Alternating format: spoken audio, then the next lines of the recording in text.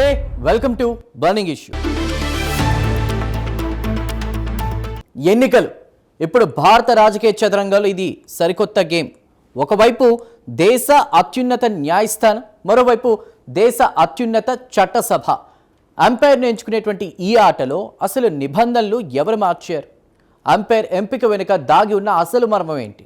ఇది న్యాయస్థానానికి ప్రభుత్వానికి మధ్య జరుగుతున్న ఆధిపత్య పోరాటమా? అసలు రాజ్యాంగ వ్యవస్థల్లో ఏది సుప్రీం, ఎవరి మాట సుప్రీం? ఈ రాజకీయ న్యాయ పోరాటంలో అంతిమంగా పైచేయి ఎవరిది? చూద్దాం ఈనాటి స్పెషల్ స్టోరీలో.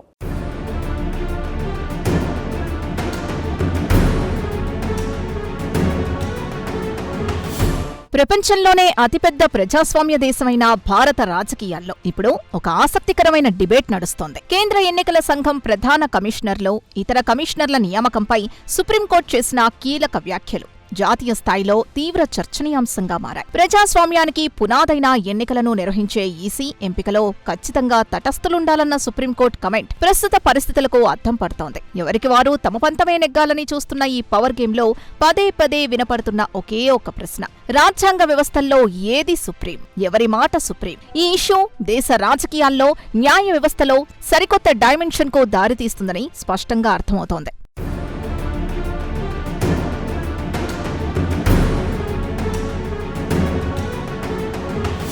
ప్రస్తుతం ఎన్నికల కమిషనర్లను ఎంపిక చేసే సెలక్షన్ కమిటీలో ప్రధానమంత్రి, లోక్సభలో ప్రతిపక్ష నేత, అలాగే మూడో సభ్యుడిగా ఒక కేంద్ర మంత్రి ఉన్నారు. అయితే ఈ మూడో స్థానంలో కేంద్ర మంత్రిని చేర్చడాన్ని సవాల్ చేస్తూ సుప్రీంకోర్టులో అనేక పిటిషన్లు దాఖలయ్యాయి. ఈ ప్యానెల్లో అధికార పార్టీకి చెందిన వ్యక్తులు ఇద్దరున్నప్పుడు డెసిషన్ మేకింగ్ అంతా ప్రభుత్వ కంట్రోల్లోనే ఉంటుందన్నది పిటిషనర్ల ప్రధాన వాదన. ఇలాంటి ఫార్మాట్ వల్ల ఎలక్షన్ కమిషన్ ఇండిపెండెన్స్ దెబ్బతింటుందనే ఆందోళనలు వ్యక్తమవుతున్నాయి. ఒక ఎంపైర్ను ఎంచుకునే ప్రాసెస్లో ఒకే టీంకు చెందిన కెప్టెన్, వైస్ కెప్టెన్లదే ఫైనల్ డెసిషన్ అయితే ఆ గేమ్ ఫెయిర్గా ఎలా సాగుతుందనే పాయింట్ని ఇక్కడ నిపుణులు విశ్లేషిస్తున్నారు.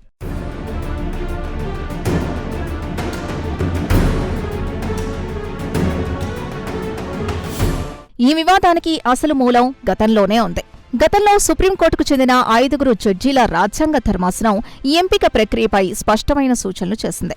పారదర్శకత కోసం ఆ సెలక్షన్ కమిటీలో ప్రధాని, విపక్ష నేతలతో పాటు మూడో సభ్యుడిగా సుప్రీంకోర్టు ప్రధాన న్యాయమూర్తి అంటే సీజేఐ ఉండాలని ఆ రూలింగ్ సారాంశం.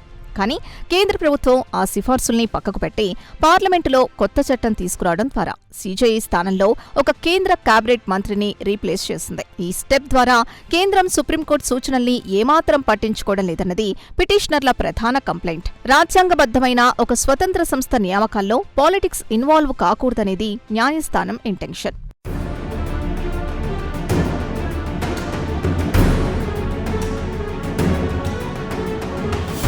ఈ వ్యవహారంలో కేంద్ర ప్రభుత్వం వినిపిస్తున్న కౌంటర్ ఆర్గ్యుమెంట్ కూడా అంతే స్ట్రాంగ్గా ఉంది.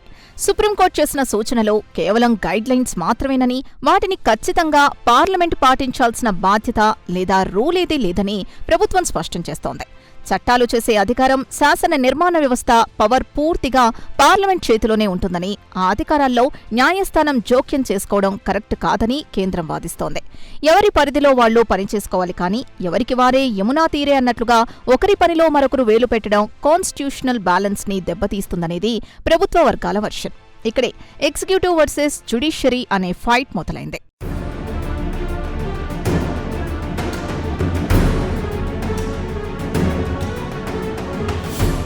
విన్నారుగా, న్యాయస్థానం దారి న్యాయస్థానానిదే, ప్రభుత్వ దారి ప్రభుత్వానిదే అన్నట్లుగా ఉంది ఈ వ్యవహారం. కానీ తటస్థంగా ఉండాల్సిన స్థానంలో ఓ కేంద్ర మంత్రి ఎలా కూర్చుంటారు అన్న సుప్రీంకోర్టు సూటి ప్రశ్నకు బదులేది. అసలు సిస్టంలో వీటో పవర్ ఎవరి చేతిలో ఉండాలి? ఈ ఆధిపత్య పోరు ఏ మలుపు తీసుకోనుందో ఇప్పుడు చూద్దాం.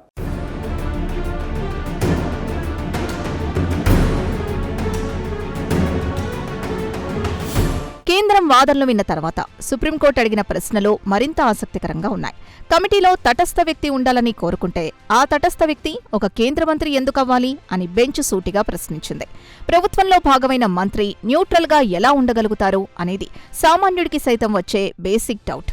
కార్యనిర్వాహక వ్యవస్థలోని అంటే ఎగ్జిక్యూటివ్ బాడీలో ఉన్న ఈ వీటో అధికారంపై సుప్రీంకోర్టు లేవనెత్తిన ఈ ప్రశ్నలు ఇప్పుడు ప్రభుత్వాన్ని డిఫెన్స్లో పడేశాయి. పారదర్శకత అనేది కేవలం కాగితాలపైనే కాకుండా ఆచరణలో కూడా కనిపించాలన్నది కోర్టు ఉద్దేశంగా మనకు సంకేతాలిస్తోంది. ఈ లాజికల్ పాయింట్ దగ్గరే తన సుప్రిమసీని, అత్యున్నత అధికారాన్ని ప్రదర్శిస్తున్నట్లుగా కనిపిస్తోంది.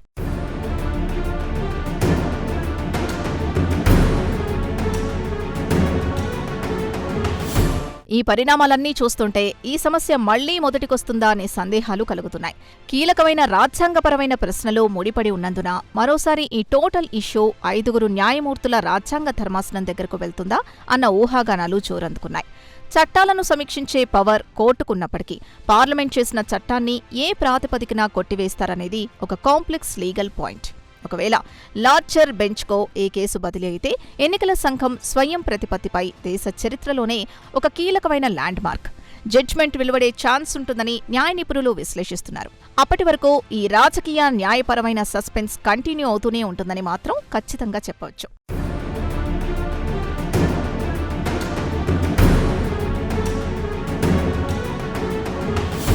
ఇదంతా ఒక ఎత్తైతే అసలు కేంద్ర ఎన్నికల సంఘంపై పదే పదే విమర్శలు, ఆరోపణలు ఎందుకొస్తున్నాయి అనేది మరో పెద్ద ప్రశ్న. ప్రతి ఎన్నికల సమయంలోనూ ఈసీ ఒక సాఫ్ట్ టార్గెట్ గా ఎందుకు మారుతోంది? గెలిచినప్పుడు సైలెంట్ గా ఉండే పార్టీలు ఓడిపోగానే ఏకపక్షంగా ఎలక్షన్ కమిషన్ ని బ్లేమ్ చేయడం ఒక రొటీన్ ప్రాక్టీస్ గా మారిపోయింది. ఒకప్పుడు ఎంతో విశ్వసనీయత ఉన్న ఈ వ్యవస్థపై ఇప్పుడున్న జనరేషన్ లో ఇన్ని అనుమానాలు రేకెత్తడానికి కారణం సిస్టంలో లోపమా లేక రాజకీయ నాయకుల స్వార్థమా అనేది తేలాల్సిందే. ఈసీ తీసుకునే ప్రతి నిర్ణయాన్ని మైక్రోస్కోప్ పెట్టి వెతకడం వల్ల ప్రజల్లో కూడా తెలియని ఒక కన్ఫ్యూషన్ క్రియేట్ అవుతోందన్నది కాదనలేని వాస్తవం.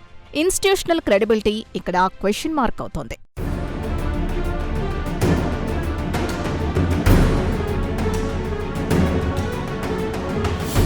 ఈ మొత్తం ఎపిసోడ్లో ఒక ముఖ్యమైన కోణాన్ని మనం గమనించాలి.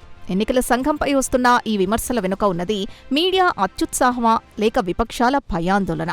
ప్రజాస్వామ్యంలో ప్రతిపక్షాల వాయిస్ చాలా కీలకం.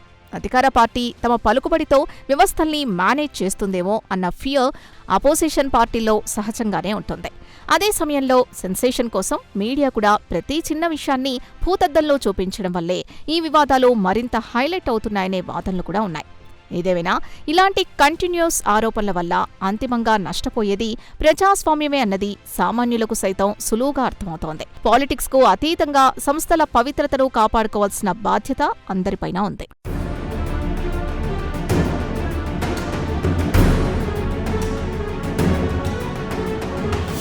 ఇక పొలిటికల్ పార్టీల డబుల్ స్టాండర్డ్స్ గురించి ఎంత తక్కువ చెప్పుకుంటే అంత మంచిది. ఓడిపోతే ఒకలా, గెలిస్తే ఒకలా పార్టీలు ప్రవర్తిస్తున్నాయా అంటే అవుననే ఆన్సర్ వినిపిస్తోంది. ఎన్నికల రిజల్ట్స్ తమకు అనుకూలంగా వస్తే ఎలక్షన్ ప్రాసెస్ అంతా సూపర్ అంటారు.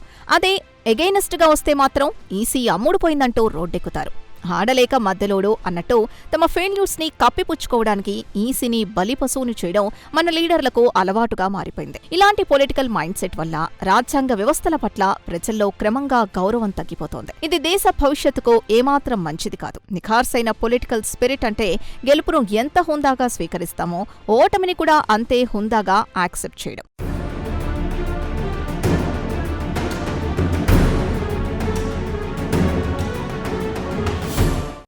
గెలిస్తే ఒక మాట, ఓడిపోతే మరో మాట. పొలిటికల్ పార్టీల డబుల్ స్టాండర్డ్స్ ఎలా ఉంటాయో స్పష్టంగా కనిపిస్తోంది. అయితే అటు పార్లమెంటు, ఇటు సుప్రీంకోర్టు తమ తమ పంతాలపై పట్టుబడితే అంతిమంగా నష్టపోయేది ఎవరు? పాలకులా లేక ప్రజాస్వామ్యమా? మిగతా కథనంలో ఈ అసలు కోణాన్ని మరింత లోతుగా విశ్లేషిద్దాం.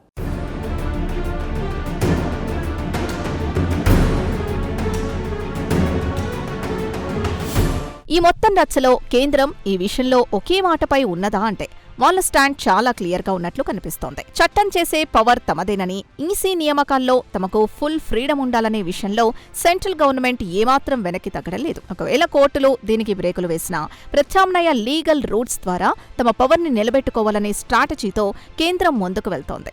ఈ పరిణామాలు చూస్తుంటే ఈసీపై వస్తున్న ఆరోపణలు కేవలం ఆందోళనలు మాత్రమే కాదు, అవి రాజకీయ ప్రేరేపితమా అన్న డౌట్స్ కూడా బలపడుతున్నాయి. రాబోయే రోజుల్లో ఇది మరింత పెద్ద ఇష్యూగా మారి కేంద్రానికి ప్రతిపక్షాలకు మధ్య ఒక కోల్డ్ వార్కు దారితీసే పరిస్థితులు స్పష్టంగా కనిపిస్తున్నాయి.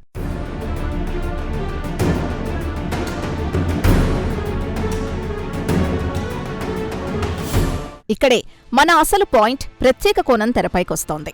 రాజ్యాంగ వ్యవస్థల్లో ఏది సుప్రీం, ఎవరి మాట సుప్రీం? చట్టాలు చేయడానికి ప్రజలెన్నుకున్న పార్లమెంటుదే ఫైనల్ వర్డా, లేక ఆ చట్టాలు రాజ్యాంగానికి లోబడి ఉన్నాయా లేదా అని సమీక్షించే సుప్రీంకోర్టుదే అప్పర్ హ్యాండా? ఈ రెండు వ్యవస్థలు ప్రజాస్వామ్య రథానికి రెండు చక్రాలు లాంటివి. ఒకటి స్టీరింగ్ పట్టుకుంటే మరొకటి బ్రేకుల్లా పనిచేస్తుంది. కానీ ఎవరి పవర్స్ వారివే అని ఈ రెండూ ఢీకొడితేనే అసలు ప్రాబ్లం వస్తుంది. రాజ్యాంగం ఈ రెండిటికీ లక్ష్మణరేఖలు గీసినప్పటికీ వాటి ఇంటర్ప్రిటేషన్ దగ్గరే అసలు పేచీ వస్తోంది. ఎవరి ఆధిక్యం వారు నిరూపించుకునే ప్రయత్నంలో సామాన్యులు మాత్రం సైలెంట్ స్పెక్టేటర్స్గా మిగిలిపోతున్నారు.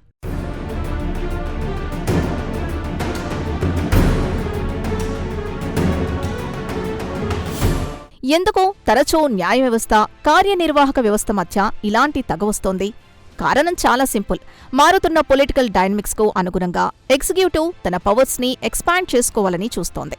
అదే సమయంలో రాజ్యాంగ మౌలిక స్వరూపం దెబ్బతినకుండా కాపాడాల్సిన బాధ్యత జ్యుడిషియరీ తీసుకుంటుంది. ఈ చెక్ అండ్ బ్యాలెన్స్ సిస్టంలో అప్పుడప్పుడు ఫ్రిక్షన్ రావడం సహజమే అయినా అది పదే పదే రిపీట్ కావడం మాత్రం సిస్టమ్ ఫెయిల్యూర్కు సంకేతాలు ఇస్తోంది. ఒకవైపు గవర్నమెంట్ తన పాలసీస్ అమలు చేయాలని ఆరాటపడితే కోర్టులు మాత్రం రూల్ ఆఫ్ లా ప్రకారం వెళ్లాలని ఆదేశిస్తాయి. ఈ రెండు ట్రాక్స్ మధ్య పర్ఫెక్ట్ సింక్ లేకపోవడం వల్లే ఇలాంటి కాంప్లెక్స్ ఇష్యూస్ పదే పదే వార్తల్లోకి ఎక్కుతున్నాయి.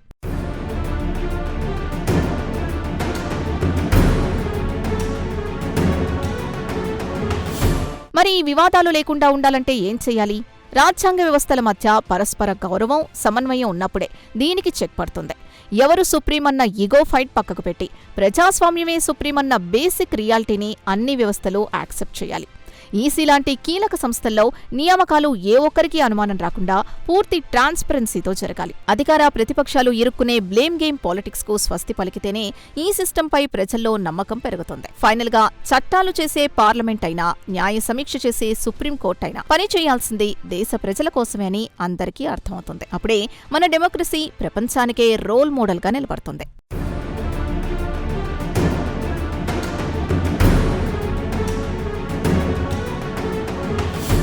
అంతిమంగా ఒక మాట, చట్టాలు చేసే పార్లమెంట్ అయినా, చట్టాలను సమీక్షించే సుప్రీంకోర్టు అయినా రెండు ప్రజాస్వామ్యానికి రెండు కళ్ళలాంటివి.